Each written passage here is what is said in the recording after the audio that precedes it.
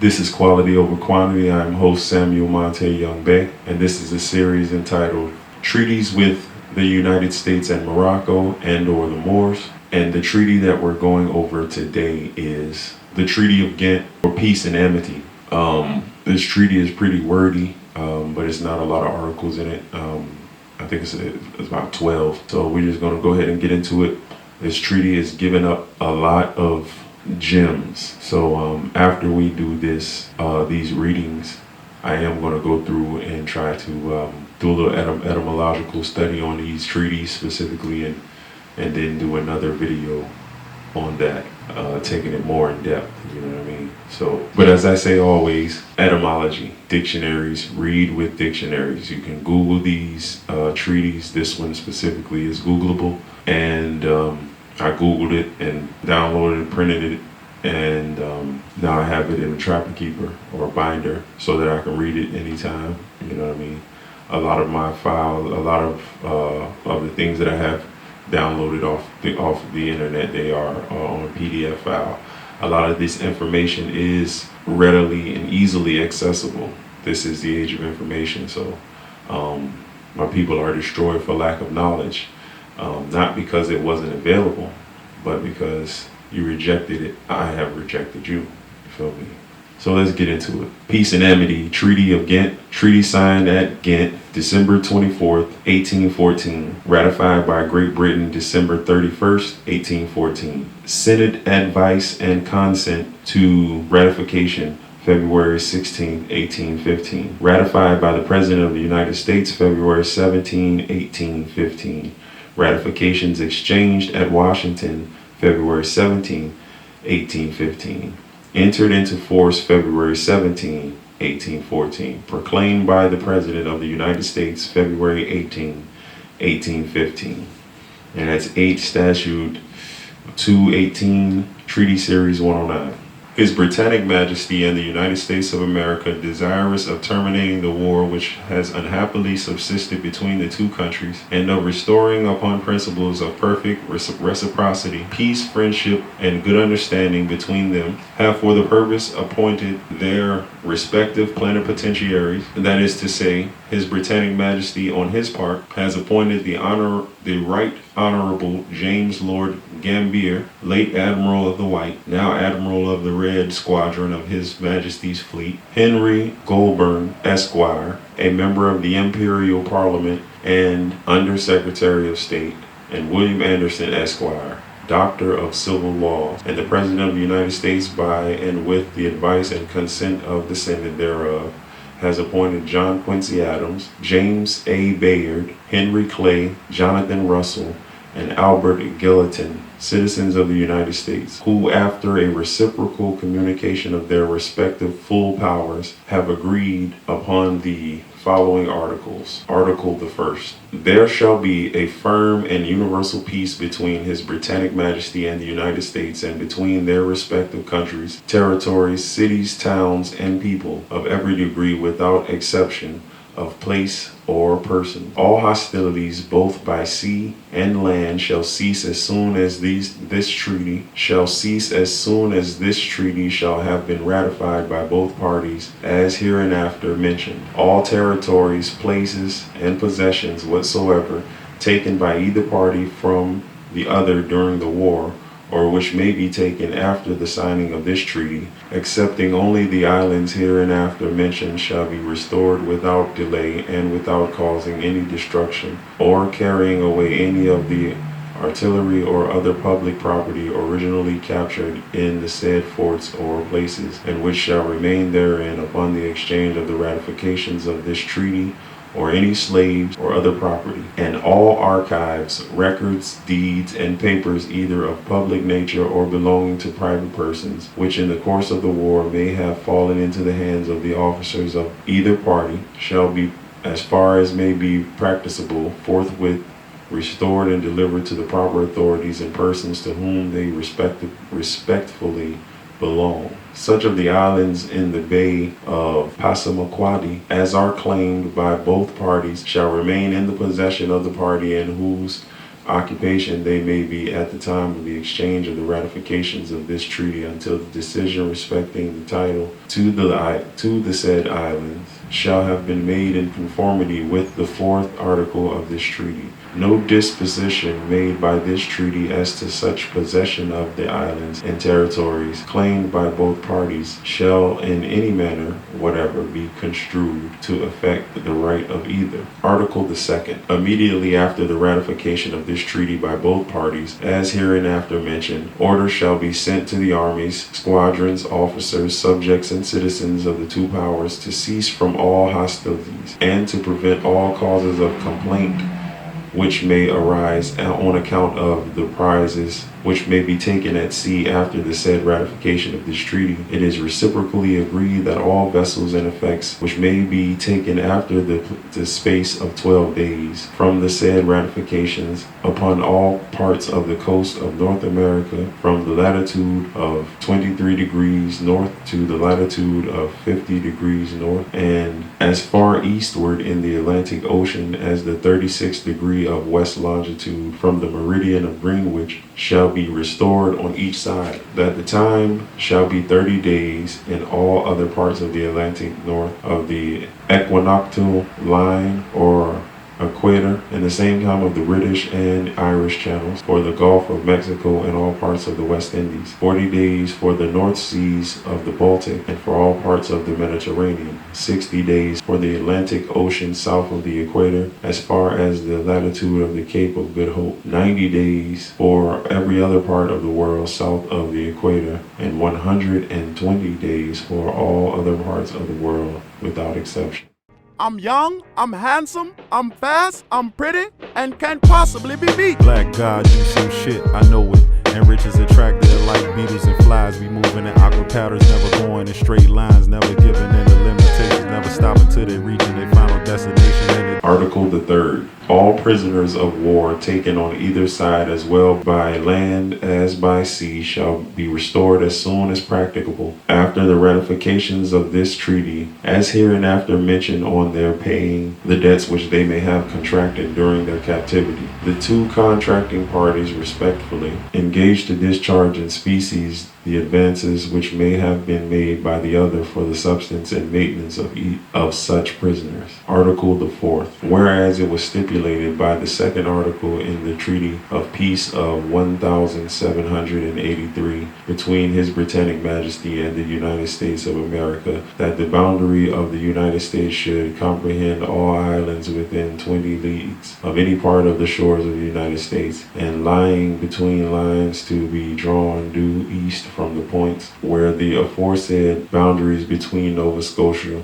on the one part and East Florida on the other shall respectively touch the Bay of Fundy and the Atlantic Ocean, excepting such islands as now are or heretofore have been within the limits of Nova Scotia, and whereas the several islands in the Bay of Passamaquoddy, which is part of the Bay of Fundy, and the island of Grand Menan in the said Bay of Fundy are claimed by the United States as being comprehended within their aforesaid boundaries, which said islands are claimed as belonging to His Britannic Majesty as having been at the time of and previous to the aforesaid Treaty of 1783 within the limits of the province of Nova Scotia. In order therefore finally to decide upon these claims, it is agreed that they shall be referred to two commissioners to be appointed in the following manner, viz. One commissioner shall be appointed by His Britannic Majesty, and one by the President of the United States, by and with the advice and consent of the Senate thereof, and the said two commissioners so appointed shall be sworn impartially to examine and decide upon the said claims according to such evidence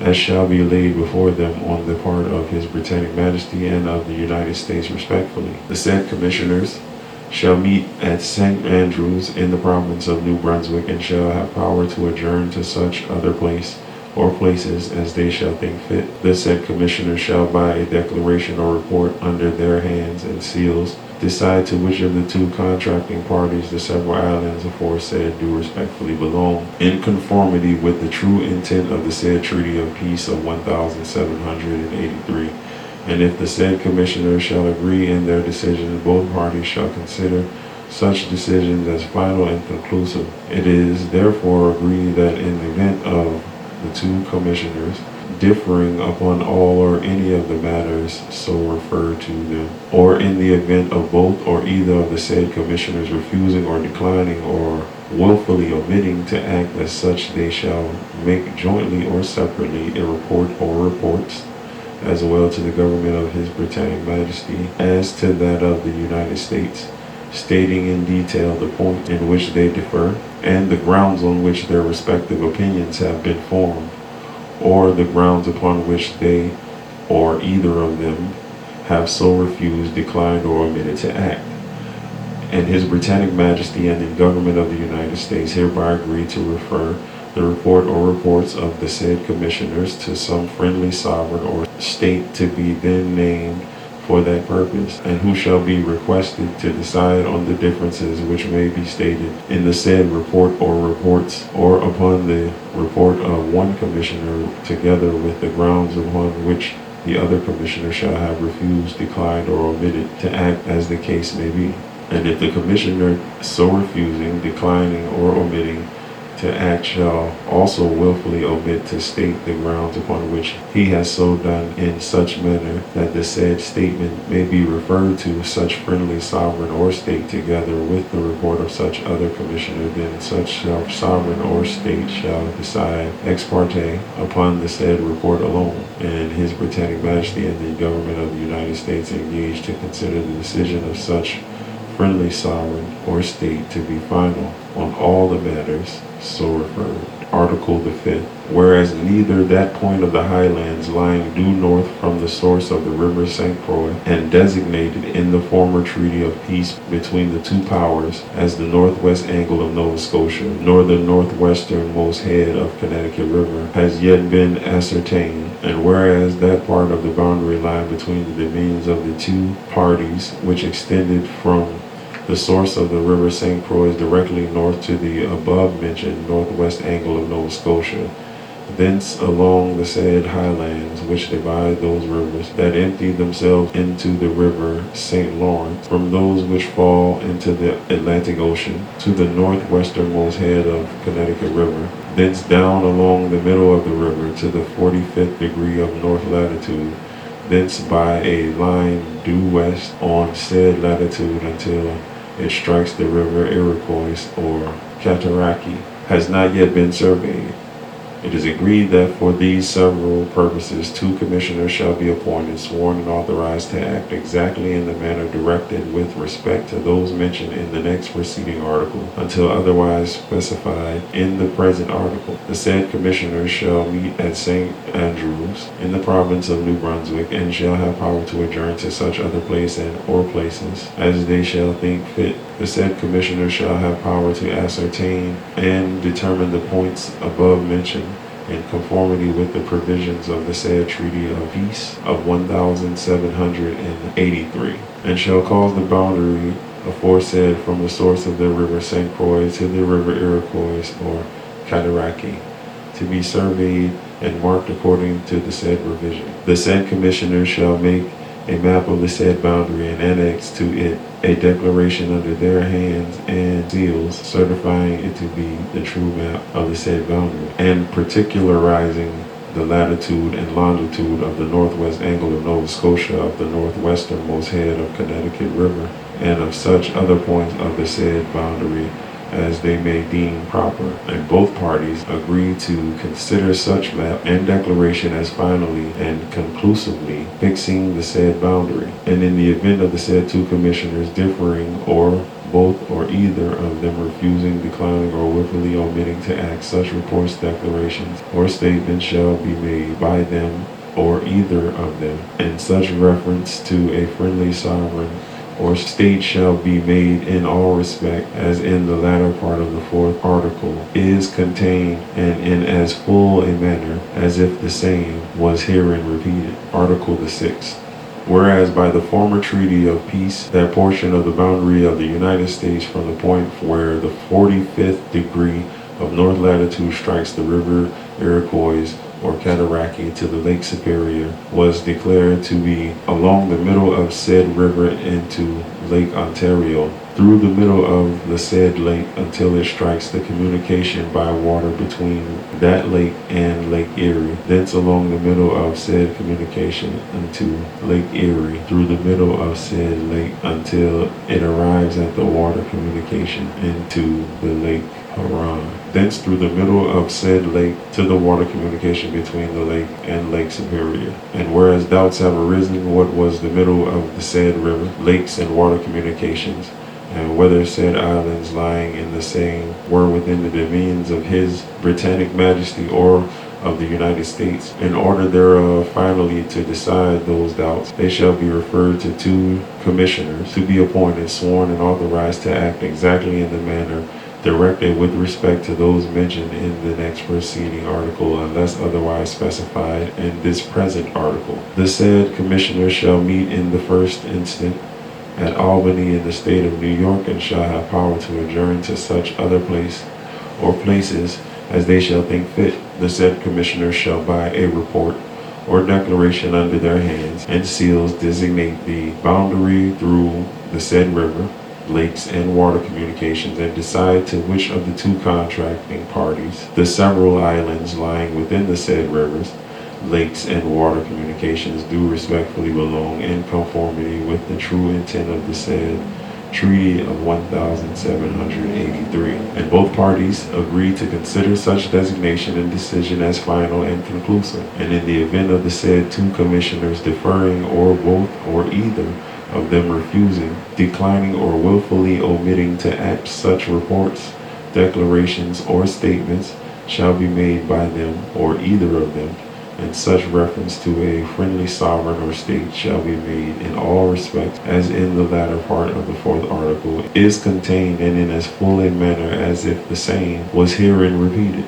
Article the 7th. It is further agreed that the said 2 last mentioned commissioners, after they shall have executed the duties assigned to them in the preceding article, shall be, and they are hereby authorized upon their oaths impartially to fix and determine, according to the true intent of the said Treaty of Peace of 1783, that part of the boundary between the dominions of the 2 powers, which extends from the water communication between Lake Huron and Lake Superior to the most northwestern point of the Lake of the Woods, to decide to which of the 2 parties the several islands lying in the lake, water communications, and rivers forming the said boundary do respectfully belong, in conformity with the true intent of the said Treaty of Peace of 1783, and to cause such parts of the said boundary as required it to be surveyed and marked. The said commissioners shall by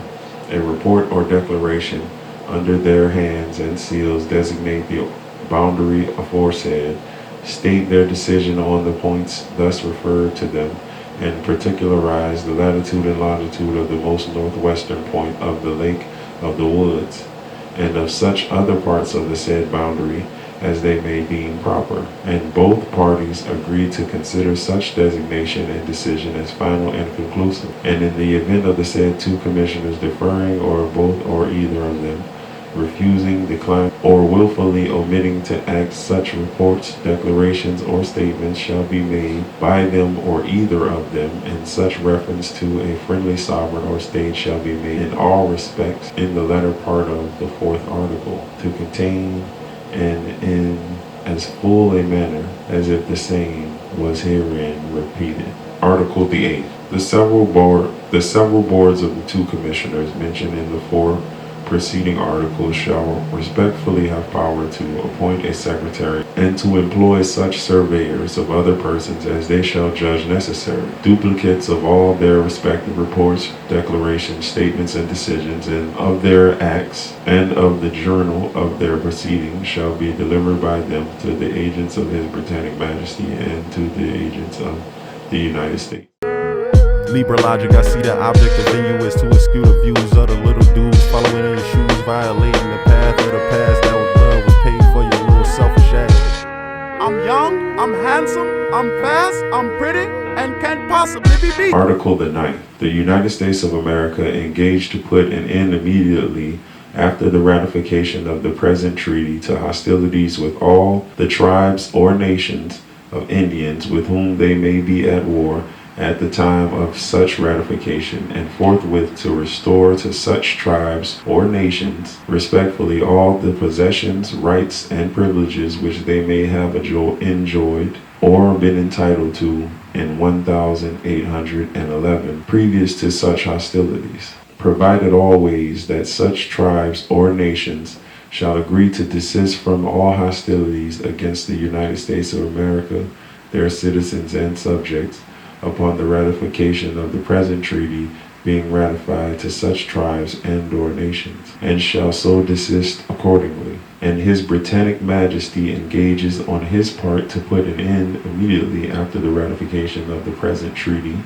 to hostilities with all the tribes and or nations of Indians with whom he may be at war at the time of such ratification, and forthwith to restore to such tribes or nations respectfully all the possessions, rights, and privileges which they may have enjoyed or been entitled to in 1811 previous to such hostilities, provided always that such tribes or nations shall agree to desist from all hostilities against His Britannic Majesty and his subjects upon the ratification of the present treaty being notified to such tribes and or nations, and shall so desist accordingly. Article the 10th. Whereas the traffic in slaves is irreconcilable with the principles of humanity and justice, and whereas both His Majesty and the United States are desirous of continuing their efforts to promote its entire abolition, it is hereby agreed that both the contracting parties shall use their best endeavors to accomplish so desirable an object. Article the 11th. This treaty, when the same shall have been ratified on both sides without alteration by either of the contracting parties, and the ratifications mutually exchanged, shall be binding on both parties, and the ratification shall be exchanged at Washington in the space of 4 months from this day, or sooner, if practicable. In faith whereof we the respective plenipotentiaries have signed this treaty, and have thereunto affixed our seals, done in triplicate at Ghent the 24th day of December 1814. Gambier, his seal. Henry Goulburn, his seal. William Adams, his seal. John Quincy Adams, his seal. J.A. Bayard, his seal. H. Clay, his seal. John Russell, his seal. Albert Gallatin, his seal. That was the Treaty of Ghent for Peace and Amity. Article 9 and Article 10 are major. Once again, J.A. Rogers, Dr. Jose Pimienta Bay, Dr. Ivan Van Sertima, Stanley Lane Poole. It's a host of authors who have written on the correlation and the connection, the in fact oneness of the Indian and the Moor in the Americas. They are one and the same individual, ancestry, bloodline, name, word, spiritual culture, spirituality, all of these things. Now you have these Native Americans, these quasi-Native Americans, predominantly $5 Doss Roll Indians. I can't remember the exact year, but they were basically signing Indians up for, Indians get these privileges, and so Indians have, per the treaties that we've read, they have rights and privileges and sovereignties that are on a government-to-government exchange. And once these things were set in motion, the United States allowed Albions or modern-day Europeans, to pay $5 at the door and sign their names onto these DOS roll lists for these Indians to receive the perks and benefits that were being distributed for the Indians. So the Native American, the quasi-Native American, is not Aboriginal. The Aboriginal were and are Moors.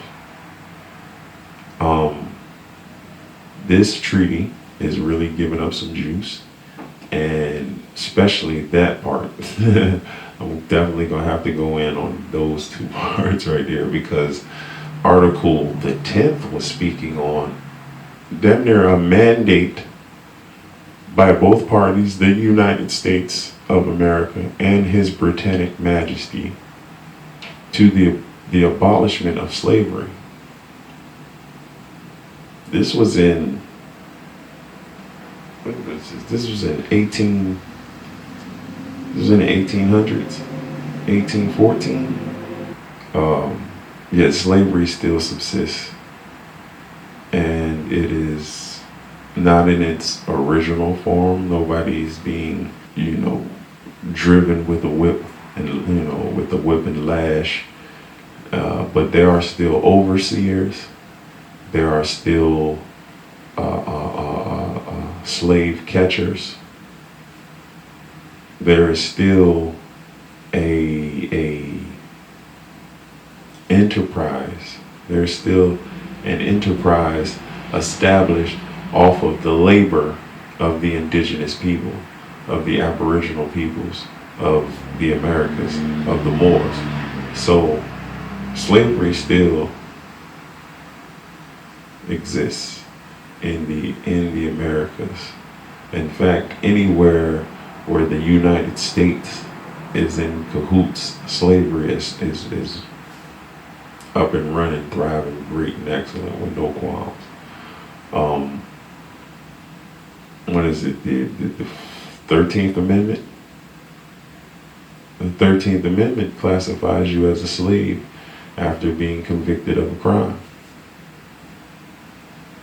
The only problem with that is habeas corpus. A crime is a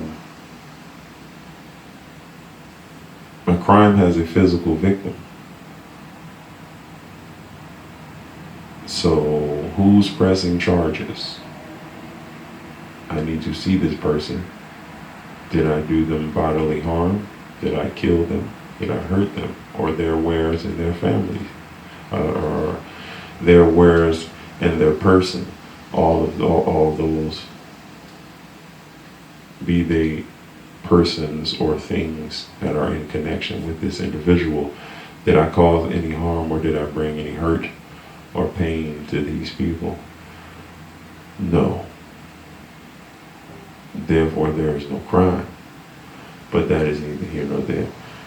The point is, slavery is still in existence, but in this article, the 10th of 1814, with Ghent, they were supposed to be working adamantly hard at abolishing it. It's crazy. I digress. If you enjoyed this video and would like to see more like it, subscribe to my channel. Let me get a like down here so YouTube will know what's going on. And hit that notification bell also. Leave a comment too. Alright? Life completely fucked. New York Stock Exchange, instantly your numbers drop. Souls that remain, depression is great. They go berserk, expecting it to stay the same, knowing that it'll never work.